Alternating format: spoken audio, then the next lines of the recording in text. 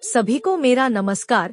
फिर से आप सभी का स्वागत है एक नई सच्ची डरावनी कहानी में। ये एक सत्य घटना है। ये कहानी मेरी माँ ने मुझे बताई थी। ये घटना मेरी माँ की आप बीती है। ये कहानी एक जंगल के अजीब सी साया के बारे में है, जो कि एक सत्य घटना है। तो चलिए कहानी शुरू करते हैं। ये कहानी 1970 की आसपास की होगी। मेरी माँ तब 13 साल की होंगी। मेरी माँ का नाम प्रीति है। मेरी माँ तब एक गर्ल्स स्कूल में 8वीं क्लास में पढ़ती थी। मेरी माँ बहुत ही अच्छी विद्यार्थी थी, इसीलिए सब टीचर्स उन्हें बहुत पसंद करते थे। एक दिन मेरी माँ का क्लास चल रहा था, तभी क्लास टीचर बोली, आज सबका रिजल्ट आया है। पूरी क्लास का अच्छा रिजल्ट हुआ है। 2 दिन बाद सर्दियों की छुट्टी शुरू होगी, इसीलिए स्कूल की तरफ से सब पिकनिक पर जाएंगे। पिकनिक का नाम सुनते ही सब लोग बहुत खुश हो गए। फिर सबने टीचर से पूछा, पिकनिक पर कहाँ जा रहे हैं? टीचर ने कहा, पिकनिक पर इस बार दूर के एक जगह पर जा रहे हैं। ये 2 दिनों का पिकनिक होगा। सब अपने घर में पूछ लो और 2 दिनों के लिए अपने जरूरत का सामान साथ में ले लो। वो जगह एक जंगली इलाके में है। बहुत ही सुंदर जगह है। वहाँ पर एक बहुत ही सुंदर झरना है। पिकनिक के लिए बहुत ही अच्छी जगह है। सब लोग बहुत खुश हो गए। फिर एक लड़की ने पूछा, रात को कहाँ पर रहेंगे? उसकी क्या इंतजाम है? ये जानना जरूरी है, क्योंकि सबको अपने घर पर बताना होगा। फिर टीचर ने कहा, कोई चिंता की बात नहीं है। वहाँ पर एक बड़ा सा बॉयज स्कूल है। उस स्कूल में सबका रात के रहने का इंतजाम है। फिर टीचर ने कहा, सब लोग अपने अपने घर पे पिकनिक के बारे में बोल दीजिए और अपने अपने हिसाब से 2 दिन के लिए जरूरत का सामान रख लीजिए। 2 दिनों के बाद सब तैयार रहना। बस यहाँ से सुबह के 6 बजे निकलेगी। 5 बजे तक सब स्कूल आ जाना। फिर पूरा क्लास बहुत खुश हुआ। सब पिकनिक के लिए तैयार होने लगे और 2 दिन बाद करीब 50 लड़कियाँ और 4 लेडी टीचर, एक बस ड्राइवर और बस हेल्पर पिकनिक के लिए निकल पड़े। हर कोई बहुत खुश और उत्साहित था। बस चल रही थी। मेरी माँ और उनके सहेलियाँ बहुत ही मजे कर रहे थे। खुशी से सब गा रहे थे। कुछ लड़कियाँ नाच रही थी। ये करीब 300 किलोमीटर का सफर था। करीब दिन के 1 बजे बस उस जंगली इलाके के पास पहुँची। ये जगह एक छोटी सी गांव थी। इस जगह से करीब 5 किलोमीटर दूर वो झरना थी। उस गांव के आखिरी हिस्से में जंगल को लगकर वो बॉयज स्कूल थी। गांव में एक छोटा सा मार्केट था। बस उस मार्केट के पास रुकी। वहाँ पर सब ने कुछ खरीदारी की और सब ने कुछ कुछ खा लिया। वो जगह कुछ अजीब सी थी। लोग ज्यादातर आदिवासी थे। वो लोग लड़कियों को अजीब सी नजर से देख रहे थे। मेरी माँ और उनकी सहेलियाँ थोड़ी डर गई थी। उन लोगों को अजीब सा लग रहा था। तब की समय में लड़कियां ज्यादातर हाई स्कूल में साड़ी पहना करती थी, इसीलिए कुछ लड़कियों ने साड़ी पहनी थी।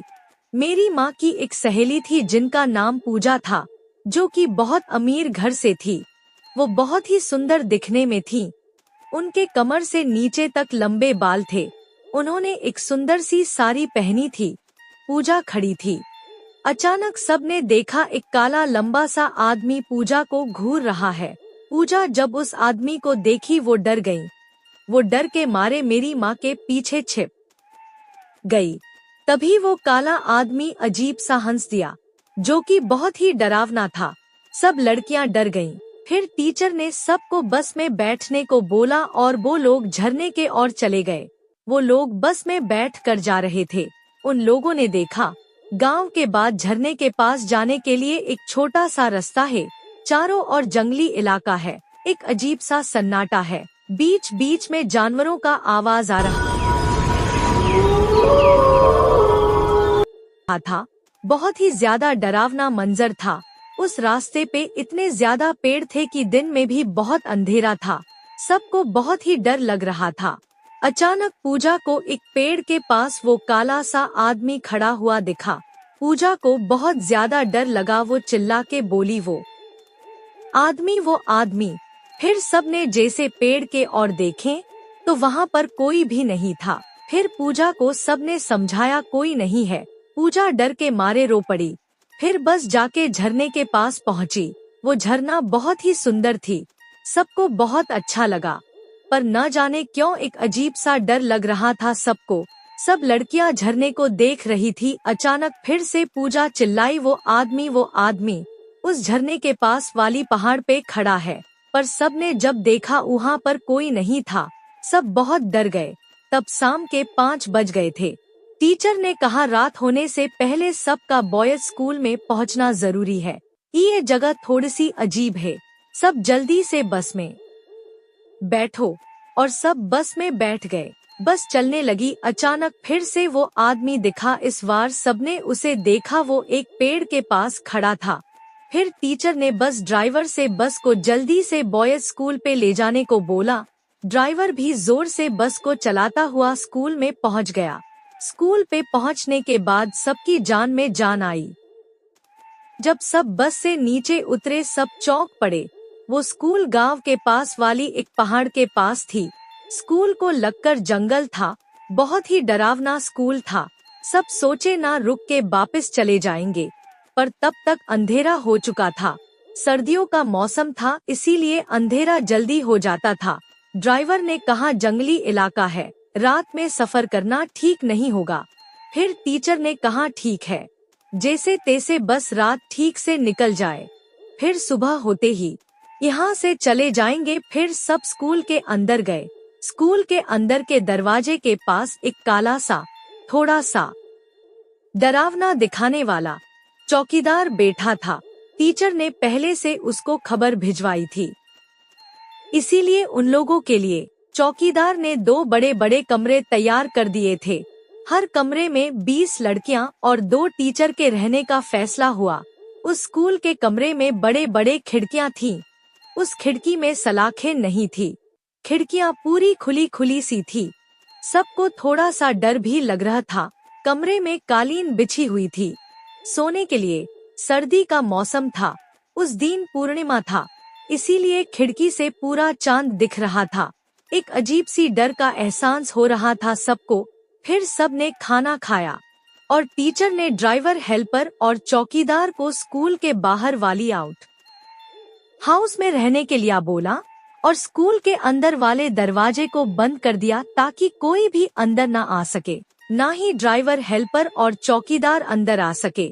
फिर सब टीचर सबको बोले सब दरवाजे और खिड़की अच्छी तरह से बंद करने के लिए और दोनों कमरों के दरवाजे को कुर्सी टेबल से अच्छे से बंद करने के लिए, ताकि कोई भी रात को कमरे के अंदर न आ सके। फिर सब ने वही किया, अच्छे से बंद करके सब सोने के लिए चले गए। बहुत ही ठंडी रात थी। दूर जंगल से जानवरों की आवाजें आ रही थी। बहुत ही डरावनी रात थी। मेरी माँ जिस कमरे में सोई हुई थी, उसी कमरे में पूजा भी सोई हुई थी। बहुत ज्यादा ठंड थी, इसीलिए सबने कंबल ओढ़ी हुई थी। अचानक रात के 2 बजे पूजा की चिल्लाने की आवाज आई। सब उठ गए। मेरी माँ ने जो देखा उनको अपनी आंखों पर विश्वास ही नहीं हो रहा था। सब लड़कियां चिल्लाने लगी। सबने देखा पूजा दरवाजे के पास पड़ी है। उसका आधा शरीर कमरे के अंदर है और आधा शरीर बाहर है। वो जोर से चिल्ला रही है। मेरी माँ और सब लड़कियां भागती हुई जाके पूजा को कमरे के अंदर घसीट के ले आई। सबने देखा पूजा आधी भीगी हुई है। डर के मारे वो कांप रही है। तभी दूसरे कमरे से चिल्लाने की आवाज आई। मेरी माँ और कुछ लड़कियों ने थोड़ी हिम्मत जुटाई और कांपती हुई हाथों से दरवाजा धीरे से खोलकर देखा तो दूसरे कमरे का दरवाजा किसी ने बाहर से बंद कर दिया था। फिर लड़कियों ने और थोड़ी सी हिम्मत जुटाई और दूसरे कमरे के दरवाजा खोल दिया।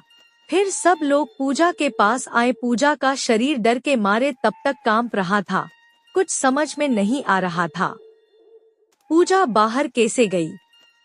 दरवाजा तो चेयर टेबल से बंद थी।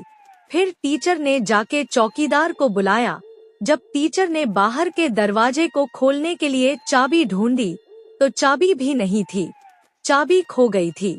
फिर चौकीदार, ड्राइवर और हेल्पर ताला तोड़ के स्कूल के अंदर आए। फिर सब पूजा के पास गए और पूजा से पूछे क्या हुआ।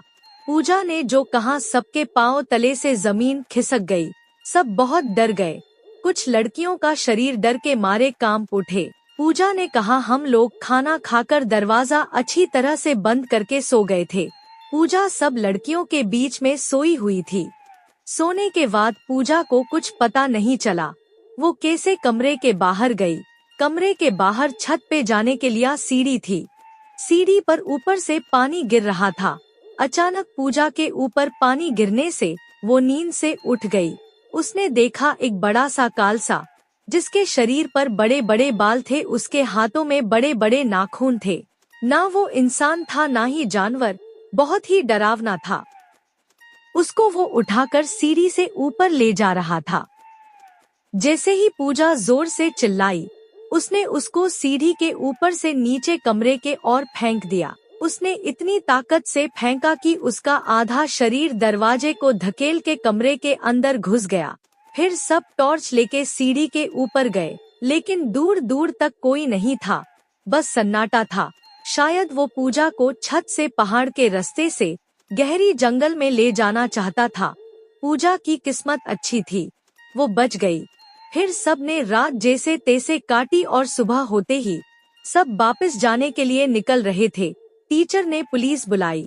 पुलिस आई। पुलिस ऑफिसर के आने के बाद उन्होंने जो बोला, सबके डर के मारे हाथ ठंडे पड़ गए। पुलिस ऑफिसर ने चौकीदार के ऊपर गुस्सा किया। उन्होंने कहा, तुमने सब जानते हुए कैसे इतने लड़कियों को यहाँ पर रहने के लिए इजाजत दिया? फिर टीचर ने पूछा, क्या बात है ऑफिसर, आप बताइए क्या है इस जगह में? फिर ऑफिसर ने कहा, कल पूर्णिमा था और इस जंगल में एक अजीब सा चीज रहता है, जो कि न तो इंसान है ना ही जानवर। वो किसी को दिखता नहीं है, पर हर पूर्णिमा के रात को वो दिखता है और जवान लड़की का शिकार करता है। पूजा को भी वो जंगल में लेके मार देता। यहाँ पर ऐसे बहुत सी लड़कियाँ गायब हो चुकी हैं। कितनों की लाश मिली और कितनों की नहीं मिली। पूजा की किस्मत अच्छी थी, वो बच गई।